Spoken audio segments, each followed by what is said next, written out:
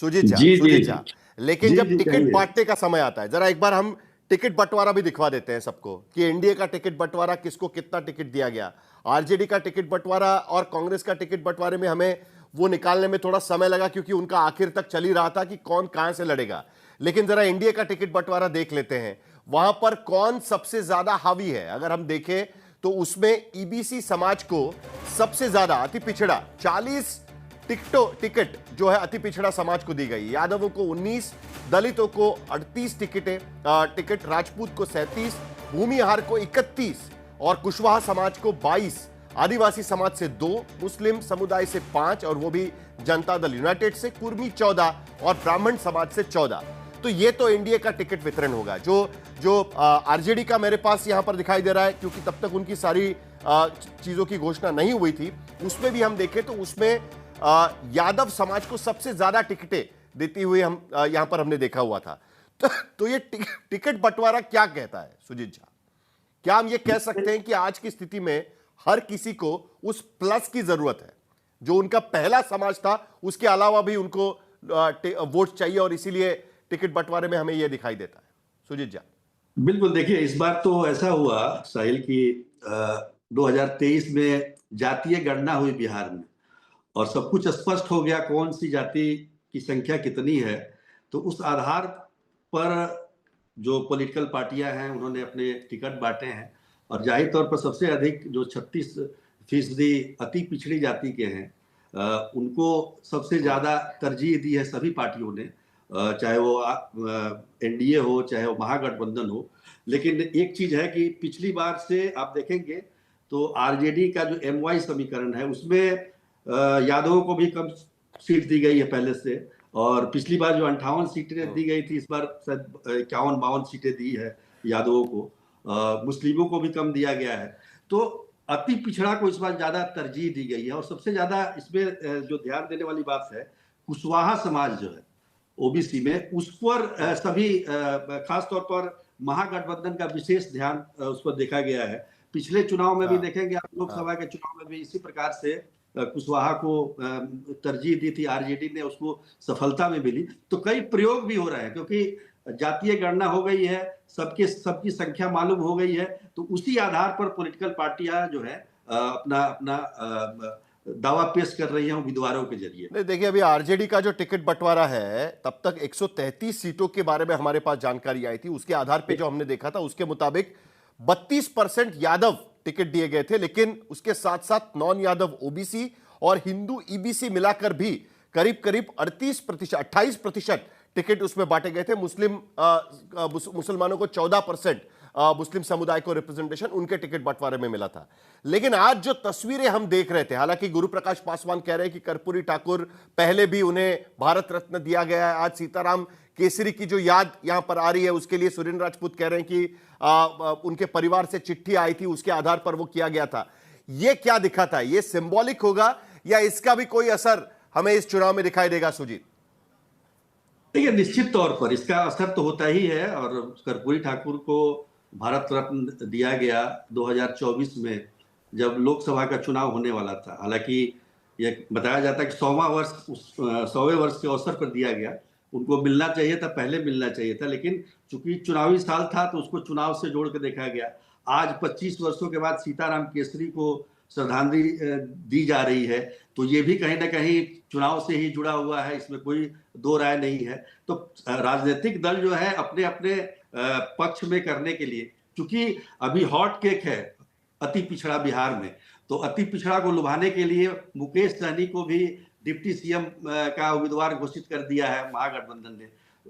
और अति पिछड़ा के जो जन्मदाता है वो नीतीश कुमार है, उन्होंने ही पिछड़ा को बांट के अति पिछड़ा एक सेक्शन बनाया, जो कि ज्यादातर वोट बैंक उन्हीं के पास है आज भी। उसको तोड़ने की लगातार कोशिश सभी दलों के द्वारा की जाती रही है। तो देखिए इसी आधार पर चुनाव होते हैं, और जिसकी संख्या ज्यादा है जाहिर तौर पर उम्मीदवार तो ज्यादा होंगे ही उसके। ठीक है सुरेंद्र राजपूत, अब जो बाकी दो डिप्टी सीएम है, क्योंकि बात तो की जा रही है सोशल इंजीनियरिंग की, लेकिन बाकी लोग भी वहां पर सवाल पूछ रहे हैं कि डिप्टी सीएम हमारे समाज से कब आएगा? सुरेंद्र राजपूत। बिल्कुल आगे आने वाले समय में डिप्टी सीएम अन्य समाज से भी आएंगे, पिछड़े समाज से भी आएंगे, अल्पसंख्यक समाज से भी आएंगे और अगड़े समाज से भी आएंगे, चिंता मत कीजिए। और ये बात इस बात की द्योतक है कि भारतीय जनता पार्टी फिर से मैं कह रहा हूं कि हार मान चुकी है कि उन्होंने पहले हमारा मुख्यमंत्री का चेहरा मांगा, हमने मुख्यमंत्री का चेहरा दे दिया। उन्होंने कहा उप मुख्यमंत्री कौन, हमने मुकेश सहनी दे दिया। अब ये कह रहे हैं कि मुसलमान अल्पसंख्यक के उप मुख्यमंत्री दे दो, वो भी दे देंगे। दूसरे समाज से कहोगे वो भी दे देंगे। यानी आज की डेट में जनता भी, भारतीय जनता पार्टी भी और जनता दल यूनाइटेड भी और आप पत्रकार साथी भी ये मान चुके हैं कि कहीं ना कहीं सिर्फ और सिर्फ महागठबंधन की सरकार आ रही है, क्योंकि उप मुख्यमंत्री पद का चेहरा भाजपा से कोई नहीं पूछ रहा, मुख्यमंत्री पद का चेहरा भाजपा से कोई नहीं पूछ रहा, हमसे पूछ रहे हैं। एक बात। दूसरी बात मैं आपको बता देता हूं सर, जो आपने अभी पूछा था, मुझसे चैलेंज दिया था गुरु भाई ने। एक तो गुरु भाई और राजीव रंजन जी बड़े भाई हमारे यहां बैठे हैं, इससे भी क्लियर हो रहा है, नहीं तो चुनाव लड़ रहे होते दोनों भाई चुनाव लड़ रहे होते, अगर ये चुनाव जीत रहे होते तो। ये लीजिए सर, ये 24 जनवरी 2024 का हिंदुस्तान का लेख है, जिसमें कर्पूरी ठाकुर की मां को किस तरीके से गालियां दी गई थी। जननायक कर्पूरी ठाकुर का जन्म बिहार के समस्तीपुर पिथौजिया गांव में कर्पूरी ग्राम में हुआ था। आजादी की लड़ाई 26 महीने जेल में रहे, सदस्य बने। तो उसके साथ कि 1978 में हाशिए पर धकेले गए वर्ग के लिए सरकारी नौकरी में 26% आरक्षण लागू करने के लिए उनको मां, बहन, बहू और भद्दी गालियों से नवाजा गया। अभिजात्य वर्ग के लोग कहते हैं कर्पूरा छोड़ गद्दी धर उस्तुरा। ये आरक्षण कहां से आई? कर्पूरी की माई भी आई। ये बाकायदा जनसंघ के लोग देते थे। और अगर एक जल्दी से आपसे इस बात पर भी प्रतिक्रिया चाहूंगा मैं सुनील राजपूत जी। एक तस्वीर हमारे पास आ रही है, माफी मांगे, एक विजुअल हमारे पास आ रहा है। कृष्णा आलावरू को सवाल पूछा जा रहा है कि भाई आपने दलितों को टिकट क्यों नहीं दिया। बात जब सोशल इंजीनियरिंग की होती है, वो भी वहां पर पूछा जा रहा है उनको, सामने रहकर आप ही के नेता वहां पर उनको पूछ रहे हैं। ये भी तस्वीर हम यहां पर चला रहे हैं। भाई सोशल इंजीनियरिंग में टिकट बंटवारा भी आता है ना, ये देखिए यहां पर उनको पूछा जा रहा है। हिस्सेदारी की बात की और सब संघ के लोगों को तुरंत टिकट ज्वाइन करा करके आपने टिकट दिया है, ये गलत है, इसका हम लोग विरोध करेंगे।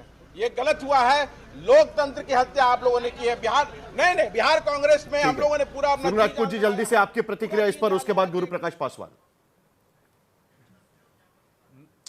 मैं बिल्कुल पूरी जिम्मेवारी से कहता हूं, हर दल में, हमारे दल में अगर कुछ लोगों को टिकट नहीं मिला है तो उनके स्वाभाविक है, वो गुस्सा होंगे, मतभेद होंगे, और निश्चित तौर पर मतभेद होना स्वाभाविक है। हम उनके मतभेदों का और उनकी बात का सम्मान करते हैं। एक चीज, दूसरी बात, ये अपने आप में इसलिए गलत है ये खबर कि अनुसूचित जाति और अनुसूचित जनजाति के टिकट तो पहले से क्लियर है कि जो हमारे आरक्षण की जो हमारी सीटें हैं उन पर तो आरक्षित वर्ग के ही लोग लड़ेंगे। इसलिए ये अपने आप में आरोप निराधार है। और भारतीय जनता पार्टी और उनका इकोसिस्टम जिस तरीके से एयरपोर्ट पर बदतमीजी करता है इनके साथ, जिस तरीके से यहां पर एक कर रहा है, आगे आने वाले समय में साहिल जी आपको और भी दिखाई देगा। कोई दिक्कत वाली बात नहीं है, हम इससे घबराने वाले नहीं। ठीक है, हम तो आज गुरु प्रकाश पासवान जी, नील, कोल, भील, हिंदुस्तान का लेख दिखा दिया महिला, नौजवान, किसान के लोग हैं। और हम सब लोगों नहीं साहिल जी देखिए, साहिल जी लगता है कि अब 40 साल से जो कांग्रेस पार्टी लालू जी की पिछलग्गू बनी हुई है, उनका ये आत्मविश्वास देख के बड़ा अच्छा लगा है, बड़ा अच्छा लगा। ये 40 साल से जो साहिल जी आप लगातार दूसरों को बोलने देंगे, आप मेरे मौके पे ठीक नहीं है साहिल जी। नहीं सुनील राजपूत जी देख सुन लिया उन्होंने, अभी उनका जवाब सुनने दीजिए, समय खत्म हो बैठे थे। गुरु प्रकाश जी बोलिए। नहीं आप गुरु प्रकाश जी बोलिए, बाकी सबको शांत करिए, थोड़ी होता है। नहीं ये गुरु प्रकाश बोलिए। हाँ नहीं धन्यवाद। देखिए यही है राष्ट्रीय जनता दल का संस्कार का प्रदर्शन आपके टेलीविजन पे हो गया। इसी प्रकार से राष्ट्रीय जनता दल का संस्कारों का प्रदर्शन आपके टेलीविजन पे हो गया। Point number 1। पॉइंट नंबर 2, आप कहते हैं हिंदुस्तान के लेख की जिक्र कर रहे थे, अभिजात वर्ग तो कांग्रेस पार्टी के लोग थे। अभिजात वर्ग कोई बीजेपी का था क्या, कोई जनसंघ का था क्या? मैं किसी के बीच में ऐसा देखिए, अब आपके पेट में दर्द नहीं होना चाहिए सर। ऐसे साहिल जी आप लगातार दूसरों को बोलने का मौका दे रहे हैं, आपके दर्शकों के लिए ठीक नहीं है। साहिल जी मैं चिल्ला सकता था, उनके बारे में मैंने नहीं चिल्लाया। गुरु प्रकाश जी ये कांग्रेस और आरजेडी का कुल मिलाकर गठबंधन। गुरु प्रकाश जी मेरा समय खत्म हो रहा है, बाकी सबको शांत करिए। आखिरी 20 सेकंड गुरु प्रकाश पासवान।